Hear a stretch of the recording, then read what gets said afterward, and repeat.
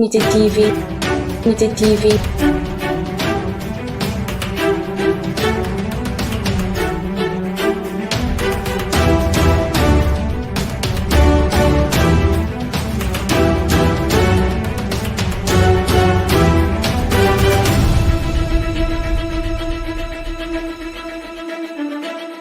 Unité TV, Unité TV.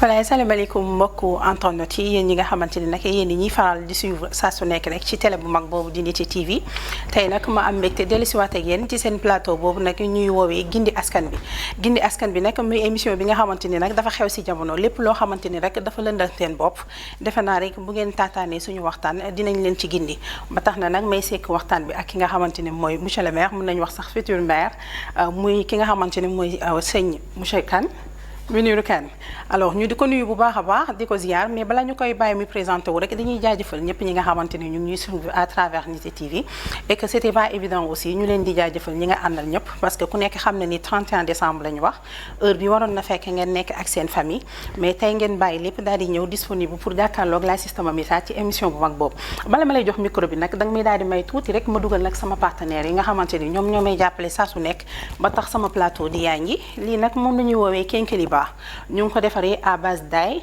am na li nga xamante ni nag mooy gingembre am na lépp loo xamante ni rek mooy composant boo xamante ni day neexal rek seen tee mu ngi ci biir kon nag kenn ku ko bëgg rek da ngay daal di ñëw fi nga xamante ni mooy seen jaba numéro bi nag mu ngi nekk 76 455 91 90 beneen bi nag mu nekk benn poudre boo xamante ni poudre la à base de fenugrec poudre boo xamante ni defe naa bokk na ci li nga xamante ni day baax ci appétit jigéen ñi nga xamante ni aussi dañoo am li nga xamante ni mooy anémie maanaam dañu manqué deret su ngeen ko dee faral di jël rek dina leen ci jàppale waaye képp koo xamante ni aussi tamit da ngay souffrir maladie bi nga xamante ni moo ñu woowee diabète mën ngeen di utiliser produit bi te bariwul suukar kon nag pas mal de maladies yoo xamante ni nii rek bu ngeen di utiliser produit bi dina leen ci mën a jàppale kon nag mu ngi noonu mu nekk suñu partenaires yi nga xamante ni dañ leen di jaajëfal bu baax a baax ayca Mounirou Kane ñu lay daal di nuyu bu baax a baax di les ziar nga nekk nag ki nga xamante ni mooy candidat bi nga xam ni moom la waa sukkali askan bi daal di jël rek daal di koy sampal ndëndam ngir nag mu daal di wàllu askan bi kon ñu ngi lay nuyu di la bàyyi nga daal di nuyu ak internet yi. waaw salaamaaleykum soxna Mami. maa ngi lay nuyu di la jox sa wàccuwaay naka noonu aussi laay am mbégte.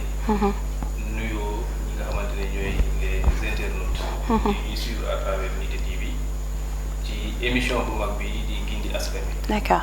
ma ñëw nag ci sama kër. ndax Unité TV yàlla dafa dogal ñu am ay relation yu particulière ma ciy rendre hommage ñi nga xamante ne ñoom ñoo porté le projet. te ñooñu noonu nekk Shingo et Commando. d'accord nekk vraiment des amis de longue date. nekk jàmbaar aussi ci fii ci Kër Massar ci askanu Kër Massar. d'accord. maa ngi tudd comme ni nga ko waxee Mounirou Aliou Kane. nekk candidat de la grande coalition Wallu Sénégal. coalition boo xamante ni tey dans sa composition ëpp na. effectivement 10 entités yoo xamante ni composé nañ ko. nekk une coalition bu am solo. d'accord ci puusaat xam naa. d'accord. di aussi jaajëfal ñi nga xamante ni aussi ànd naa ak ñoom te loolu dinaa ci dellu si waat incha allah. di jaajëfal internautes yëpp di jaajëfal ñëpp ñoo xamante ni ñu ngi suivre à travers les différentes plateformes de Unité TV.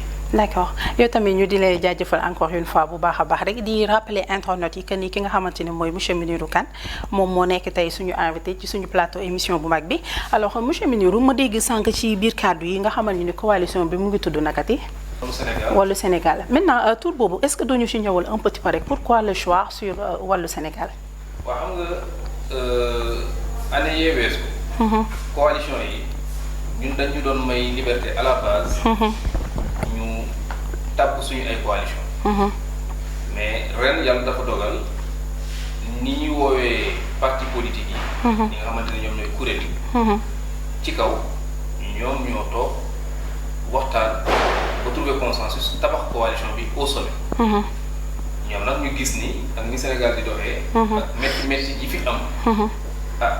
jaadu na gox-goxaat yëpp. fu ñu dem ñu wàllu gox-goxaat yi. comme c'est au niveau national aussi jaadu na objectif principal bi mooy ñu wàllu Sénégal. d'accord loolu moo indi la grande coalition wàllu Sénégal. d'accord ci li nga xamante ne moom mooy élection yi. d'accord parce que pourquoi ma préféré ñu tàmbalee ci question boobu tur bi dafa nekk tur boo xamante ni boo ko déggee rek comme on a l'impression que ni Sénégalais yi dañu soxla ku leen wàllu. waaw dañoo soxla ku leen wàllu waaye au niveau local sax man dama jàpp ni wàllu bi dafa ñëw fekkaat beneen wàllu. ndax yàlla dafa dogal il y a de cela 1 an. man ñoom commando. ñoom Shingo.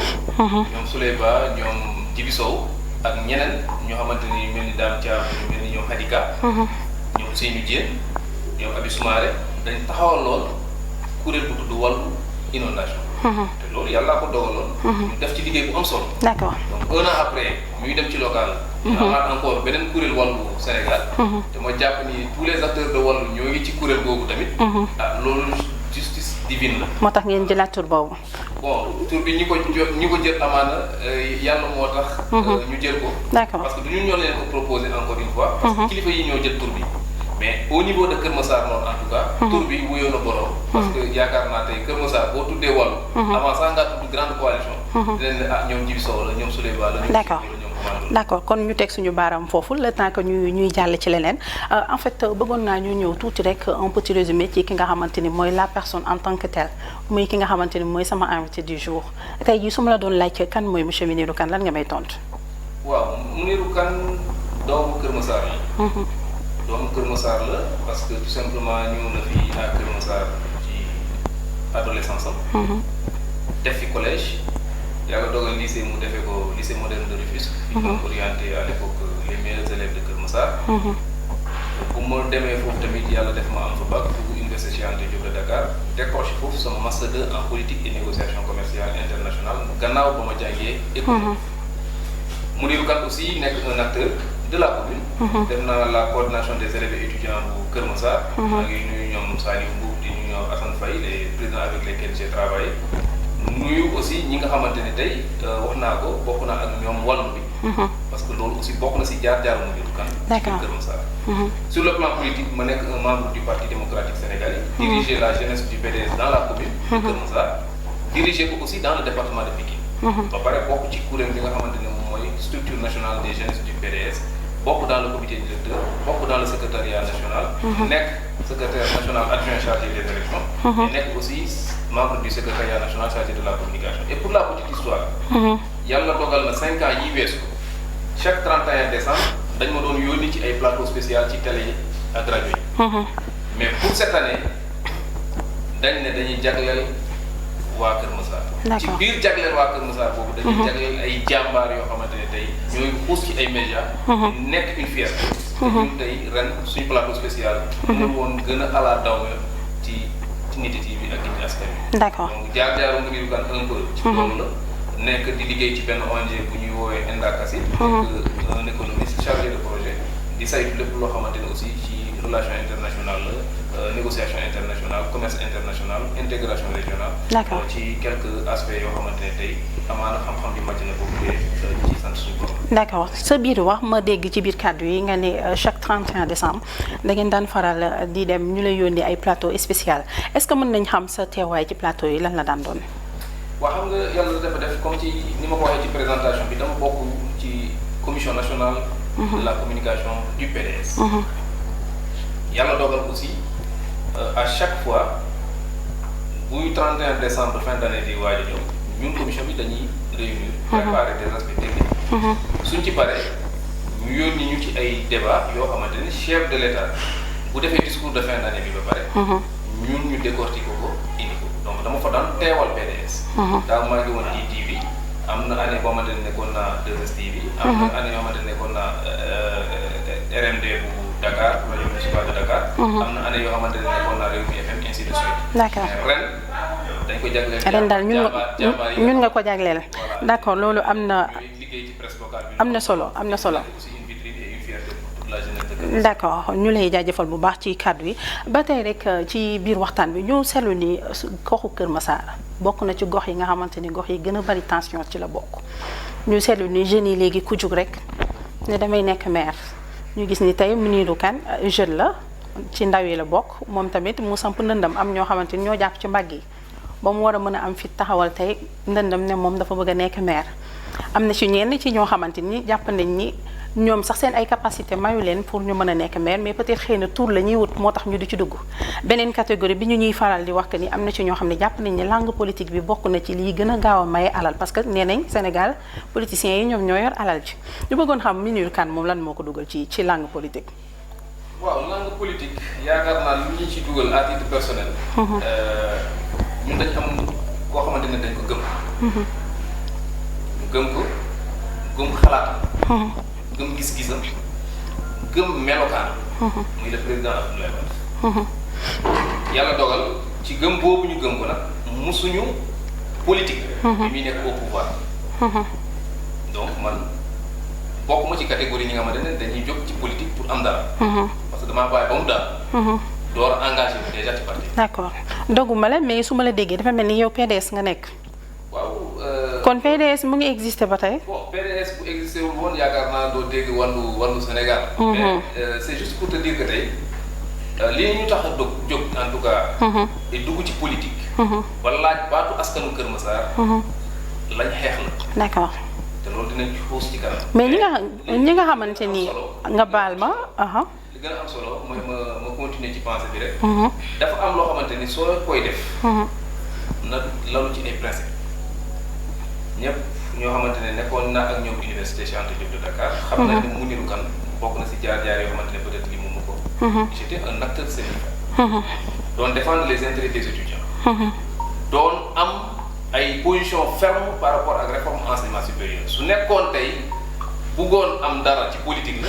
je pense que amoon naa possibilité ba may nekk université sax. di ko am nekk ci instance dirigeante yi nga xamante ne mooy parti au pouvoir bi. d'accord mais nous on a choisi l'opposition et en choisissant l'opposition bi dañ jël pàcc bu gën a am solo ci opposition mooy opposition républicaine et opposition boo xamante ne day proposer opposition boo xamante ne nekk à la disposition de sa communauté. donc loolu moo waral effectivement ñun ñu dugg ci politique. candidature bi aussi nekkul lu ñu sax c'est-à-dire nekkul loo xamante ne rek dañoo toog 3 ans 4 ans derrière. ne non il faut que ñu doon ay candidats comme ñenn ñi niñ ko doon defee. ñun dañu xeex ànd ci ak suñu ay nawle. ñu wóoluñu gannaaw bu ñu wóoloo aussi ñeneen ñëw encore dolli si wóoluwaat ñu ci loolu. loolu nag bu ñu ñëwee ci coalition bi incha allah danañ ko gën a yaatal. d'accord mais pour rassurer la. ci ñi nga xamante ni aussi moom mooy sa laajte. Mounirou Kane candidature bi laluwul ci envie am dara pour moom. ndax. intérêt askan bi daal moo la fi bàyyi. askan bi moo ñu ci taaju te am nañ ci ay. mais yéen ñëpp loolu ngeen di wax mais bu ñu leen xasee ba far rek jeex na. am na ñoo xamante ne danañ koy wax mais boo leen laajee buñ la nan la jox benn firnde buy wane ne loolu moo leen tax a jóg duñ la ko jox. moo ngi fi ba léegi. allo salaamaaleykum. maaleykum salaam wa rahmatulah. sëñ bi ñu ngi lay nuyu di la ziar. waaw maa ngi leen nuyu bu baax di leen ziar. tur bi naka la ak foo ñuy woowee. maa ngi tudd Souley Ba. nekk coordonnateur PASTEF commune Kër Massar. voilà. yaa ngi ci biir émission Gindi Askan bi yow rek la ñuy déglu. waaw kay merci madame. donc ñu ngi nuyu suñu maire.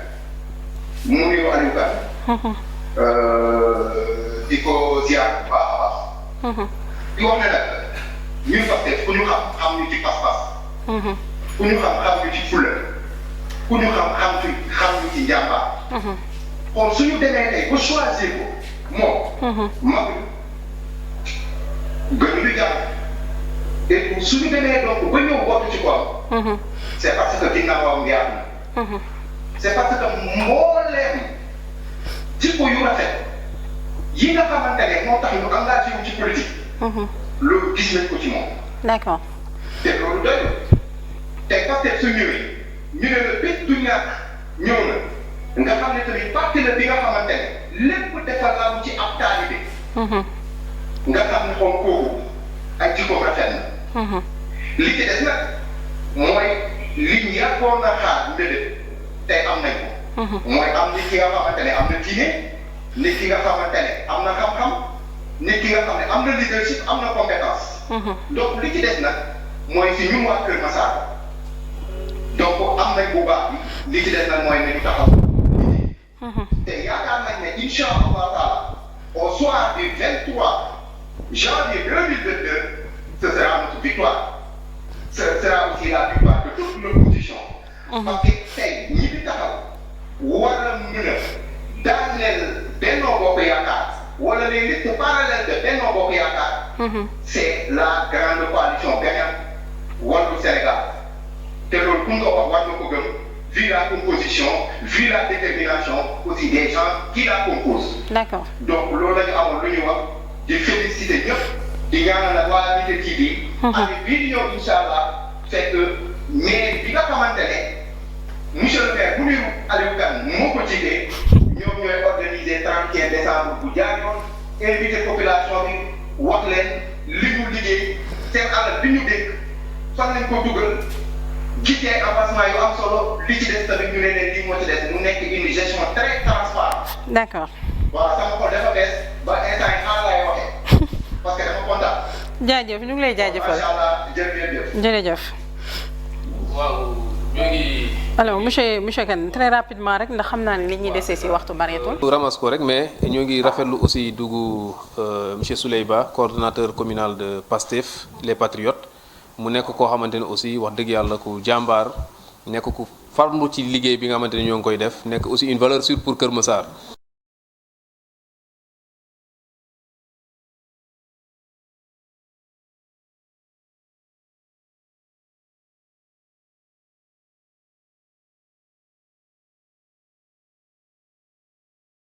yor commune attanoo commune gisuma nga yor département en tout cas ñun grande coalition wàllu Sénégal ñun dinañ xeex pour que.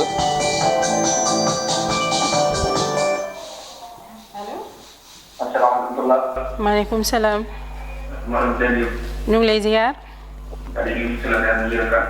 ñu ngi lay fay bu baax. mu def émission. coordonnateur. D'accord. non.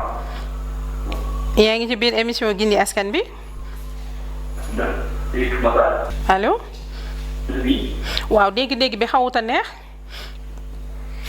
allo. waaw yow rek la ñuy déglu. ma wax la rek ñun grande coalition wàllu Sénégal jàpp nañ ne bu ñu jàppee fal l'honorable député Fatou Sow ci biir conseil départemental bu Kër Massar fal Mounirou Kane biir commune Kër Massar Nord moom mooy doon ticket gagnant pour Kër Massar.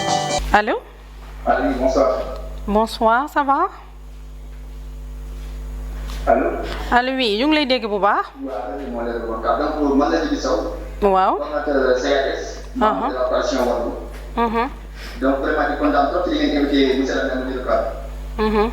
donc sànq ci waxtaan bi ñu ngi déglu di laajte est-ce que pour xeex nguur la. donc mais ñun ñëpp xam ne tey jii ku ñu àndal monsieur le maire Mounirou Kane. lépp lu ñuy liggéey dañ koy teg ci programme. parce que aussi boo bëggee defar dëkk da ngay am vision am programme mën a planifier. donc nekkul mel ngeen nekkul fekk ngeen. mais dañoo jóg taxaw pour liggéey Kër Massar. sànq boo ko xoolee dund na ko ci bu nga boobu éducation non seulement fas na yéene ci kàttan yàlla comme ni nga ko waxee fexe ba les couches sociales et les couches vulnérables ñu dimbali leen ci kàttanu yàlla bu ñu waree jënd fourniture. léegi jël ko en charge ci kàttanu yàlla. léegi ñëpp xam nañ ne Kër Massar benn marché bu mag la am. muy marché ay numat yi nekk Kër Massar Sud. mais ñu ngi toog ci ginnaaw monsieur le maire Mounirou Kane toog nañu xalaat ba xam nan la ñu war a def ba Kër Massar Nord am un très grand marché à l'image de celui de ay numat yi. équipe bi ànd ak monsieur le maire Mounirou Kane dem na ba xalaat tey jii nii képp ku soxla extrait de défense. jël tur ngay ñëw ba ci mairie bi yoroon sa portable nga envoyé nga fay en ligne ñu général la benn code boo xëy yéen sa doom mu jël sa extrait de naissance. donc gis rek pour dëgg ci moom la pour ndaw. nañu xam ne équipe bi dafa jot pour liggéey. parce que ñi nekk ci wàllu ñëpp boo ko xoolee ñoo nekkoon ci wàllu bi parti doon dimbali nit ñi ci inondation yi. donc ba ci intelligence artificielle équipe bi am na ay experts ci nekk di ci liggéey ngir ëllëg ci bi ba ci wàllu sécurité. ci kàttanu yàlla insécurité dama ne bu baax a baax biir Kër Massar. d'accord. kon donc fa laay tënkee rek. vraiment di kontaan bu baax. vraiment di wane Kër Massar am nañ chance ñu ko saisir ñu bañ a def vote sanction mais nañ def vote utile. waaw ñu sanctionné nit di ko dàq non non mais dañu xool ku gën ci candidat ñu xool ko te man gëm naa ne monsieur mën na nekk candidat. incha allah jërëjëf jërëjëf ñu ngi lay jaajëfal bu baax. d'accord alors ñu jaajëfal suñu. monsieur le maire. waaw ñu ngi lay ziar. waaw commando. waaw. waaw Nitte TV. waaw instant bii nii station Kër Massar. di jël en direct fii ci nii suñu programme bi nga xamante ne. mooy 31 décembre nga xamante ne waa Kër Massar yëpp dañ koo yàgg feete. instant yi nit ñaa ngi bëri di préparé sa seen i pédale. am na ñoo xamante ne ñu ngi jógee Yëmbal. ñenn ñi ñu ngi jógee Malika. ñenn ñi Kër Massar ñu ngi Tivaouane ñenn ñi Jaxaay. yàlla nañ ko def chaque année fii la ñuy ñëw station Kër Massar pour taal ay pétale. pour fêter seen fin d'année. waaw bu njëkk dañu doon dem place de l'Obélisque wala ñu dem monument de la Renaissance. tey chaque année nag Kër Massar ñoom ñu ngi taxaw fii di taal ay pétale. di wane ne ñoom instant bii dañu war a fêter daal fin d'année. boo xoolee li fi nekk si mbooloo bëri na trop ñu ngi xaar instant bii 0 heure ñu mën a envoyé ciment bi noonu ñu ko en direct. waaw ñu laaj ñu la moom toog kooku mu ne ko ñu ngi koy jaar bu baax a baax. di wax ne tey bu nekkee maire nan lay waajalee fin d'année bi nga xamante ni Kër Massar dañ koy jógee di dem place de l'Obélisque di dem ay concert. yu mag te Kër Massar mënul am yenn programme yu mag yi nga xamante ni programme fin d'année lay doon. waaw léegi man maa ngi koy laaj bu fekkee jënd nga noor bi ban taxawaay la am ci culture bi.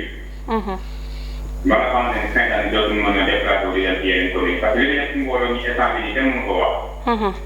te fi ñuy taalee sax seen pétale wóorul mu ngi jege en face service. te c'est pas sûr parce que amuñu place publique. d'accord. loolu doon na lu compliqué fii ci Kër Massar. d'accord image yi ñu ngi gis noonu en direct. d'accord. waaw beneen bi aussi tamit gis nañ li mu liggéey ci wàllu Kër Massar. nga xamante ne ñoom jël nañ fi ay immeuble ay appartement fay ko pendant 3 mois mën na ko sama question ma bàyyi la antenne bi ba kanam am na après ñu woote waat pour mën a jox yenn éléments yi nga xamante ne ñu ngi koy ji préparé. d'accord incha allah. allez merci beaucoup. waaw di jaajëfal suñu frère suñu xarit suñu soppee commando gannaaw bi ma waxee ci axe programmatique yi. di wax waa Kër Massar ne fii ak ay fan incha allahu rabbi dinañ gën a am aperçu si suñu programme te loolu yàggatul. di ziar bu baax commando di ziar bu baax Shingo di ziar bu baax africanité ndax commando bu wootee dugg ci émission bi laal te laalul woon culture dana doon des. la nga wax nag dëgg la et yàlla dafa dogal encore la nga wax commando mu nekk dëgg ñun Kër Massar ñu nekk capitale départementale donc point de convergence lañ te tey war na mën a neex 31 décembre jot ñu organiser fi ay mbir yoo xamante ne jeunesse su département bi waxuma la sax Kër Massar Nord dinañ ci mën a gis seen bopp. Kër Massar Nord am na benn boulevard boo xamante ne bu ñu ko valoriser lu ñu fa neex ñu def ko. mooy ñuy fréquenter quartier Double Less Amdallah bi gis ngeen bande passante boobu moom mooy jógee pratiquement yoonu Malika bi jëm ba Tournal Boune boulevard la boo xamante ne c'est vrai que inondation yi yàq nañ ko mais soo amee un très bon programme da nga am non seulement boulevard bu rëy mais marché boobu nga xamante ne inondation yi nangu nañ ko am na ay kër yoo xamante ne yàqu na fa nga indemniser seen ay borom. nga amaat remblai ba amaat espace yu bëri mais nga mën a def des lieux d'épanouissement et ci lieu d'épanouissement boobu am na lu ñu junj sànq ci stade yeeg yooyu yaakaar naa ni bugguma ñeneen ñi sàcc encore suñu ay idée waaye na la seen xel daal ngeen commando ci loolu. beneen bi les acteurs de la culture à Kër Massar seront accompagnés ñun dañ nekk ci seen biir gis ni ngeen di xuusee ci mbir mi gis jafe-jafe yi ngeen di jànkonteel gis. nañ leen di xeexee yéen encore parce que acteurs politiques yi ñooy dal seen kaw te ñun suñu rôle mooy jeunesse et c'est ça le sens de notre candidature dañ bëgg a gëmloo jeunes yi que fépp fu ñu nekk war nañ mën a tedd war nañ mën a construire ay projets war nañ mën a développer et surtout les jeunes yi nga xamante ne ñoo ngi ci culture. yàlla dogal nag du parce que dama toog ci plateau bi moo tax may wax africanité dafa nekk d'abord ay artistes yu ko composé.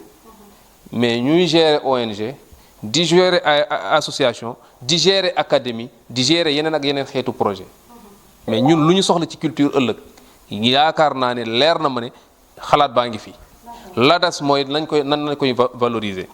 beneen bi ci des inondation moom boo ko tuddee te tuddoo Dakar Touba duma ci kontaan ndax yàlla dafa dogal maag yow lañ fi defal baga agressé ñu ba ñu nooy xepp waaw te gëm naa ne maag yow dinañ ànd inauguré suñu angle boobu angle rue ko angle Mouniru bis bu ñu falee ñu ànd maag yow def ko parce que yàlla dafa dogal c'est des acteurs culturels et pour ñi nga xamante ne aussi dañuy jàpp ni ñun dañoo politiser woon la question des inondations lii dina leen doy exemple biñ taxawalee wàllu waa APR ñoo ngi woon ci biir conseil communal de la jeunesse moo ngi woon ci biir waa PASTEF ñoo ngi woon ci biir waa Crédit ñoo ngi woon ci biir waa PDS ñoo ngi woon ci biir waaye les artistes étaient aussi dedans et ba tax na loolu noonu biñ ko doon def xalaatuñu woon ne sax ñun dinañ nekk candidat ko yow xam nga ko toog nañ ci ay jotaay di ci waxtaan mais ñun ñoo doon xalaat sax kan lañ waroon jàppale mu nekk candidat kan lañ gis ci ay moom jikko yu rafet yoo xamante ne war nañ ko mën a jàppale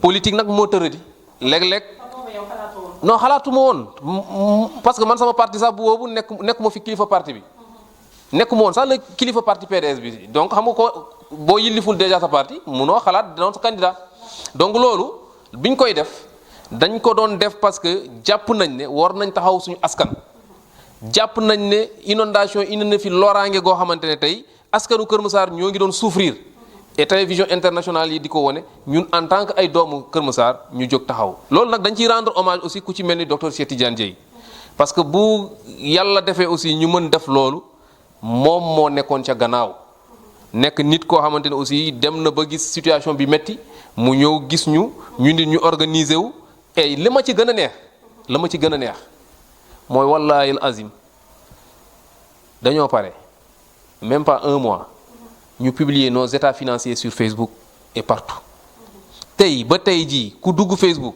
nga tappe wàllu inondation Kër Massar di nga xam wàllu ñaata xaalis la jotoon ci fan la ko dugal ak fan la ko dugal te loolu noonu dafay won ne la may wax rek la jeunesse ce n'est pas un fardeau la jeunesse c'est une solution mais ca nan nga war a mën a utiliser sa jeunesse boobu ba sa jeunesse boobu nekk une solution moom la waa africanité di def moom la ñun ñii ndaw nekk ci politique lañ nekk di def moom la yeneen ndaw di nekk ci def ci yeneen secteur te loolu bokk na ci suñu programme mooy suñu ñëwee d'abord voir le capital humain et l'existant à Kër Massar ka nga xamante ne xam-xamam màcc na ci lii ka nga xamante ne am na ay compétences ci lii ñu jéem leen dajale ñoom ñëpp autour de Kër Massar pour que ñu mën a sokkil Kër Massar pour que Kër Massar mën a développer te loolu jàpp naa ne ñun duñ fi nekk di jaay Kër Massar ay rêve lañ fiy jaay Kër Massar mooy lu ñu mën a dal lu ñu mën a palpable et lu ñu mën a def effectivement pour que mu dem. xam naa ni sa yaram fi mu ne nii daa mujjee tàng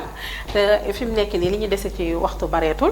waaye xam naa incha allah bi bis boo demee ba toog rek ci kilaafa gi on aura l'occasion incha allah ñu toogaat ci yeneen jotaay ñu doon rafetlu bu baax a baax sekk bi ñu sekkoon ak yow jotaay bi tey mais mënuñu la bàyyi nga dem sans pour autant ñu wax ci li nga xamante ni mooy le 23 janvier naka ngeen koy waajalee.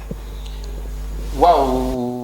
D'abord ma ñëw ci le 23 janvier soo bëggee ma tàggoo benn yoon wala ma renvoyer wala carte bu ñu ñëwee ci 23 janvier bi sama dernière question bi mooy que ni ma boucler ko rek benn yoon boo ñu waxee d'abord nan ngeen koy waajalee ba pare ñu daal di jeexalee rek ak 23 janvier comme nee ngeen yéen da ngeen di ñëw daal di dóor gars yi daal di ñëw falu toog ak bu ngeen toogee lan ngeen fas yéene proposé ñi nga xamante ni mooy askanu Kër Massar parce que waa Kër Massar yàkkamti nañ xam yéen seen feuille de route lan ngeen préparé pour ñoom.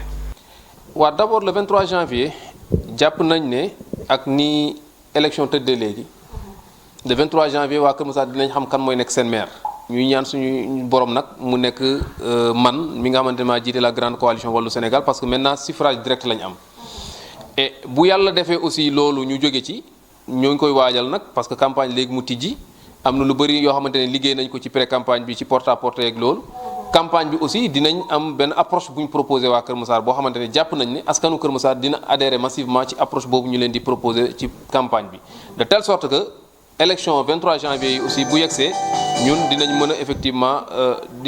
mën a effectivement wóyal li nga xamante ne moom lañ bëgg a def mais pour vous dire que lañ bëgg déjà ñun avant le 23 janvier ba le 23 janvier mooy que na ñëpp dal nañ am un climat de paix nañ am un climat d'élection transparente et libre que waa Kër Massar xam ne ñun ñëpp benn bopp lañ ñoo bokk Kër Massar que à l'issue du scrutin ñooy àndaat bokk Kër Massar et que su amee ay jafe-jafe ñooy àndaat encore takk suñu ay ceinture wala suñu ay sër dem ci la nga xamante ne mooy problème yi régler ko la cay des mooy lañ war a defal waa Kër Massar lañ dencal waa Kër Massar en tout cas projet bi nga xamante ni amal nañ ko pour Kër Massar c'est un projet réaliste et réalisable loolu ci ay axes stratégiques lañ ko teg la nga xamante ne compétence transférée la danañ xool parmi les compétences transférées ñan ñoo nekk actuellement les priorités pour Kër Massar ñu taxaw ci la nga xamante ne aussi doole Kër Massar dajul pour ñu mën ko def à travers suñu ay carnet d'adresse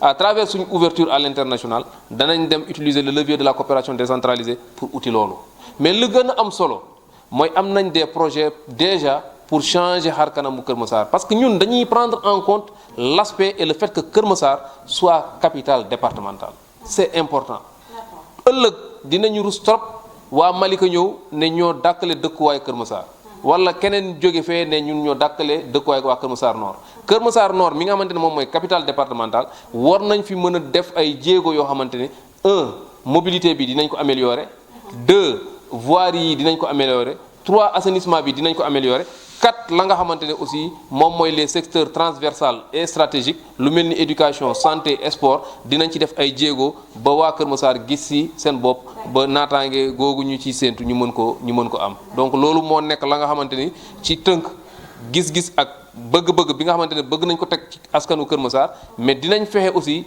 ba lii di transparence ak redevabilité mën a nekk au cœur de notre gestion communale te loolu incha allahu rabbi bu yàggul dara di ngeen ko gis ndax dinañ ko partager un peu partout et puis dinañ sëkkaat waxtaan aussi avec l'ensemble des journalistes de la commune ci question yooyu à bâton rompu lépp loo xamante ne aussi ay laaj la ñu gën ci xuus gën ko yaatal.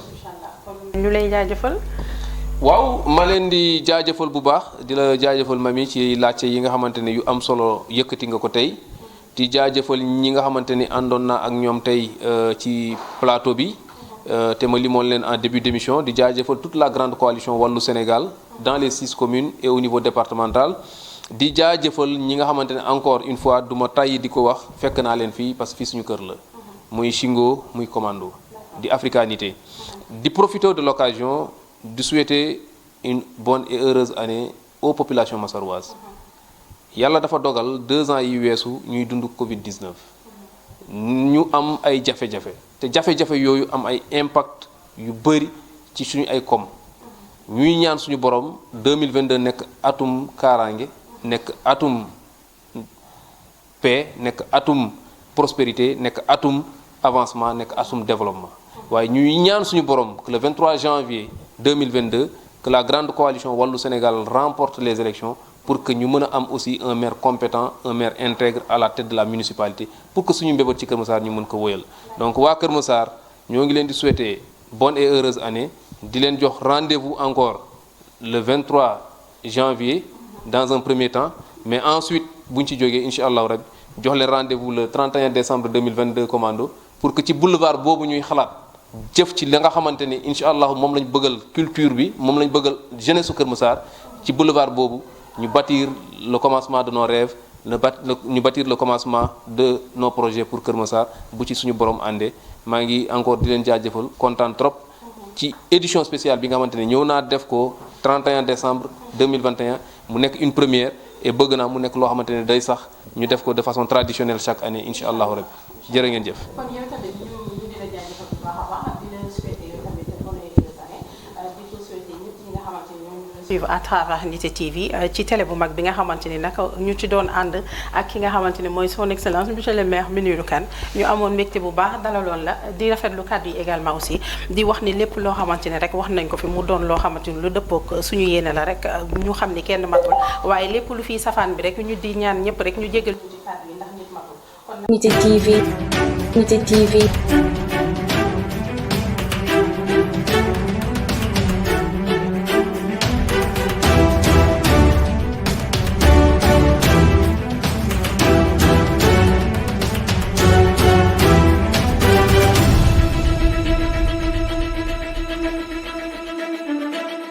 Nitte TV, Nitte TV.